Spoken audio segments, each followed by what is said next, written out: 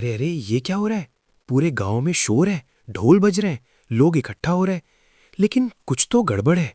गुलाब सिंह जी की बेटी की शादी तय हो रही है, पर गांव के कुछ लोग हैरान हैं, उन्हें बुलाया ही नहीं गया।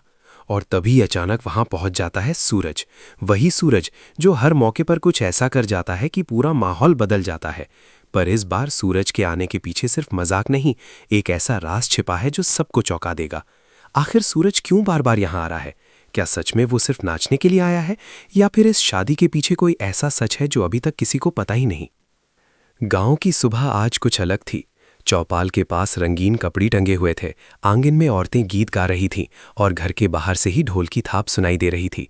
ये सब देखकर कोई भी समझ जाता कि आज गांव में कोई बड़ा मौका है। दरअसल ये गुलाब सिंह जी के घर का दिन था। उनकी इकलौती बेटी की शादी की बात पक्की हो रही थी। लोग आते जाते उन्हें बधाई दे रहे थे, लेकिन इसी भीड़ में कुछ ऐसे चेहरे भी थे जिनके मन में सवाल थे। तभी अचानक भीड़ को चीरते हुए एक आवाज गूंजी, अरे अरे, क्या हो रहा है ये सब? अरे गुलाब सिंह जी, आप अपनी बेटी का रिश्ता कर रहे हो और हमें नहीं बुलाया? सबकी नजरें उस तरफ मुड़ गईं। वहां खड़ा था सूरज, चेहरे पर वही शरारती मुस्कान, आंखों में चमक और अंदाज ऐसा जैसे पूरा माहौल उसी का इंतजार कर रहा हो। गुलाब सिंह जी थोड़ा मुस्कुराए, लेकिन उनकी मुस्कान में हल्की घबराहट भी थी। सूरज, तू फिर आ गया यार, उन्होंने धीमे से कहा। सूरज ने हंसते हुए अपनी जेब से कुछ नोट निकाले और सामने रखते हुए बोला, ये लो हमारी शादी में नाचने की पेशी, एडवांस। ये सुनते ही आसपास खड़े लोग हंस पड़े, लेकिन सूरज यही नहीं रुका। उसने थोड़ा आगे झुककर कहा, सौदा मंजूर, आपकी शादी में ऐसा रंग जमाऊंगा कि आप कभी भूल ही नहीं पाएंगे। भीड़ में खुसर फुसर शुरू हो गई। कुछ लोग हंस रहे थे, कुछ हैरान थे और कुछ के चेहरे पर शक साफ दिखाई दे रहा था। सूरज गांव में ऐसा ही था, जहां जाता वहां हलचल मचा देता।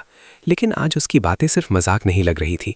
उसके लहजे में कुछ ऐसा था जिससे लगता था कि वो किसी खास वजह से यहाँ आया है। गुलाब सिंह जी ने उसे बैठने का इशारा किया, पर सूरज वहीं खड़ा रहा जैसे वो किसी सही पल का इंतजार कर रहा हो। उधर घर के अंदर दुल्हन की तैयारियां चल रही थी। औरतें गीत गा रही थीं, कोई चूड़ियां सजा रहा था, कोई मेहंदी की बातें कर रहा था। लेकिन सूरज की अचानक एंट्री ने पूरे माहौल में एक अजीब सा तनाव भर दिया था। कुछ बुजुर्ग एक दूसरे को देख रहे थे जैसे उन्हें कोई पुरानी बात याद आ गई हो। सूरज ने धीरे धीरे चारों तरफ नजर दौड़ाई, फिर गुलाब सिंह जी की तरफ देखकर बोला, वैसे एक बात पूछूं, इतनी जल्दी शादी की तैयारी क्यों? गांव वालों को भी ठीक से खबर नहीं दी? गुलाब सिंह जी ने बात टालने की कोशिश की, अरे बस ऐसे ही, अच्छा रिश्ता था सो हाँ कर दी। लेकिन सूरज की आंखों में सवाल अब भी बाकी थे। उसने हल्की मुस्कान के साथ कहा, अच्छा ऐसा है क्या? उसकी आवाज़ में ऐसा रहस्य था कि पास खड़े लोगों की जिज्ञासा और बढ़ गई। तभी दूर से ढोल की आवाज़ और तेज़ हो गई। कुछ लड़के नाचते हुए आंगन में आ गए। माहौल फिर से हल्का होने लगा, लेकिन सूरज की नज़रें अब भी गुलाब सिंह जी पर टिकी थीं, जैसे उसे किसी ऐसे सच का इंतजार हो जो अभी तक सबकी नज़रों से छिपा हुआ है। और तभी अचानक घर के अंदर से किसी के रोने की आवाज़ सुनाई दी। एक पल में ही सारी हंसी रुक गई, सब लोग चुप हो गए। सूरज ने धीरे से सिर उठाया और उसकी आंखों में अब मजाक नहीं बल्कि गंभीरता थी। उसे ऐसा लग रहा था कि ये शादी उतनी आसान नहीं जितनी दिख रही है, और शायद वो अकेला नहीं है जो इस बात को समझ रहा है। घर के अंदर से आई रोने की आवाज ने पूरे माहौल को जैसे थाम लिया। ढोल की थाप अचानक धीमी पड़ गई और जो लोग अभी तक हंस रहे थे उनके चेहरे पर अब चिंता साफ दिखाई देने लगी। सूरज ने धीरे धीरे उस घर की ओर देखा जहां से आवाज आ रही थी। उसकी आंखों में अब वही शरारत नहीं थी, बल्कि एक अजीब सी गंभीरता उतर आई थी।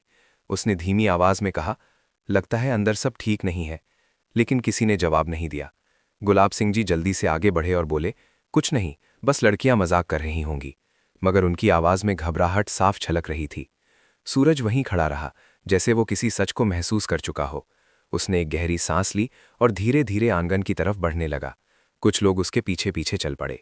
अंदर कमरे के दरवाजे के पास पहुंचते ही सबको सन्नाटा सुनाई देने लगा। अभी कुछ पल पहले जो रोने की आवाज आई थी वो अब बंद हो चुकी थी। सूरज ने दरवाजे की ओर देखा, फिर गुलाब सिंह जी की तरफ मुड़कर बोला, अगर सब ठीक है तो दरवाज़ा खोलने में क्या दिक्कत है? गुलाब सिंह जी कुछ पल चुप रहे। उनके माथे पर पसीना साफ दिखाई दे रहा था। आसपास खड़े गांव वाले भी अब बेचैन हो चुके थे। आखिरकार गुलाब सिंह जी ने दरवाज़ा खटखटाया। अंदर से धीरे धीरे दरवाज़ा खुला। सामने गुलाब सिंह जी की बेटी खड़ी थी। उसके हाथों में मेहंदी लगी थी, लेकिन आंखें लाल थीं, जैसे वो अभी अभी रोई हो। कमरे में बैठी औरतें अचानक चुप हो गईं। सूरज ने एक पल के लिए उसकी आंखों में देखा और उसी पल उसे सब समझ में आ गया। सूरज ने धीरे से कहा, बेटी, अगर दिल में कोई बात है तो कह दो। शादी जिंदगी का फैसला होता है, मजाक नहीं। ये सुनते ही कमरे में सन्नाटा और गहरा हो गया। लड़की ने अपने पिता की तरफ देखा, फिर नीचे नज़र झुका ली। उसकी आंखों से आंसू फिर से निकल पड़े। बाहर खड़े लोग अब एक दूसरे को देखने लगे। किसी को समझ नहीं आ रहा था कि आखिर सच क्या है। तभी अचानक लड़की की आवाज़ कांपते हुए बाहर आई, पिताजी, मैं ये शादी नहीं करना चाहती। ये सुनते ही जैसे समय ही रुक गया। गुलाब सिंह जी के हाथ कांपने लगे। भीड़ में खुसर फुसर शुरू हो गई। किसी ने सोचा भी नहीं था कि ऐसा कुछ सामने आएगा। गुलाब सिंह जी ने गुस्से में कहा, ये क्या कह रही हो तुम? सब लोग यहाँ इकट्ठा हैं, रिश्ता तय हो चुका है। लेकिन सूरज अब चुप नहीं रहा। उसने एक कदम आगे बढ़ते हुए कहा, गुलाब सिंह जी, कभी कभी इज्जत बचाने के चक्कर में हम अपने ही बच्चों की खुशी भूल जाते हैं। उसकी आवाज़ में अब पहले जैसा मजाक नहीं बल्कि सच्चाई का वजन था। गांव के बुजुर्ग भी अब धीरे धीरे सिर हिलाने लगे, जैसे उन्हें भी ये बात सही लग रही हो। लड़की ने हिम्मत जुटाकर कहा, पिताजी, मैं पढ़ना चाहती हूँ, अपने सपने पूरे करना चाहती हूँ, अभी शादी नहीं करना चाहती। उसकी बात सुनकर कुछ औरतों की आंखों में भी आंसू आ गए। गुलाब सिंह जी चुप खड़े थे। उनके चेहरे पर गुस्सा, दुख और शर्म तीनों एक साथ दिखाई दे रहे थे। कुछ पल तक पूरा आंगन खामोश रहा। फिर अचानक सूरज ने माहौल हल्का करने के लिए मुस्कुराते हुए कहा, वैसे मेरी नाचने की पेशी अभी भी बाकी है, लेकिन शायद आज शादी में नहीं बल्कि इस बात की खुशी में कि एक बेटी ने अपने दिल की बात कहने की हिम्मत दिखाई। भीड़ में धीरे धीरे तालियां बजने लगीं। गुलाब सिंह जी ने अपनी बेटी की तरफ देखा। उनकी आंखों में अब गुस्सा नहीं था बल्कि समझ थी। उन्होंने धीरे से उसकी तरफ कदम बढ़ाए और कहा, अगर यही तेरी खुशी है तो मुझे मंजूर है। इतना सुनते ही लड़की की आंखों से खुशी के आंसू बहने लगे। पूरे आंगन में फिर से हलचल शुरू हो गई, लेकिन इस बार माहौल अलग था। ये किसी शादी की तैयारी का शोर नहीं था बल्कि एक बेटी के सपनों के लिए खड़े हुए पूरे गांव की आवाज़ थी। और सूरज, वो वहीं खड़ा मुस्कुरा रहा था, जैसे उसे पहले से पता था कि आज यहाँ नाच से ज़्यादा ज़रूरी एक सच को सामने लाना था।